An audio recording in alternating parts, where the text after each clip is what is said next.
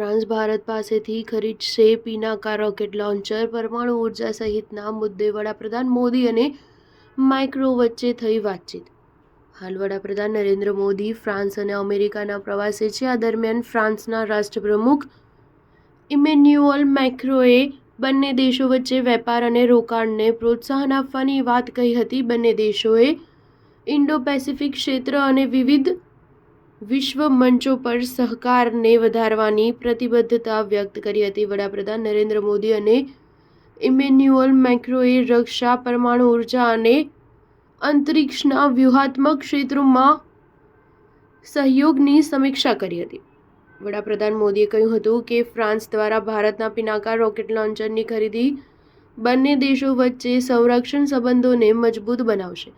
બંને નેતાઓએ ન્યાયસંગત, શાંતિપૂર્ણ આંતરરાષ્ટ્રીય વ્યવસ્થા જાળવવા માટે બહુપક્ષીયવાદને વધારવાની હિમાયત કરી હતી. તેમણે પશ્ચિમ એશિયા સંઘર્ષ, આતંકવાદ અને યુરોપ સહિત અનેક મુદ્દાઓ પર પોતાના વિચારો શેર કર્યા હતા.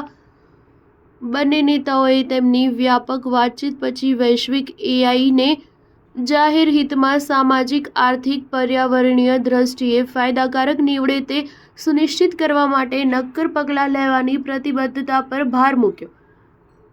બેઠક પછી જાહેર કરાયેલા સંયુક્ત નિવેદનમાં કહેવામાં આવ્યું છે કે આ વાતચીતમાં દ્વિપક્ષીય સંબંધો તેમજ મુખ્ય વૈશ્વિક અને પ્રાદેશિક મુદ્દાઓને આવરી લેવામાં આવ્યા હતા. ફ્રાન્સના રાષ્ટ્રપતિ ઇમેન્યુઅલ મેક્રો સાથે નરેન્દ્ર મોદીએ માર્સેલી શહેરમાં ઐતિહાસિક મઝાર ગ્યુસ યુદ્ધ કબ્રસ્તાનની મુલાકાત લીધી હતી અને પ્રથમ વિશ્વ યુદ્ધમાં પોતાના જીવનું બલિદાન આપનારા ભારતીય સૈનિકોને શ્રદ્ધાંજલિ આપી હતી. સ્મારકમાં બેન્ડની ધૂનોએ પ્રસંગની ભવ્યતામાં વધારો કરી દીધો હતો.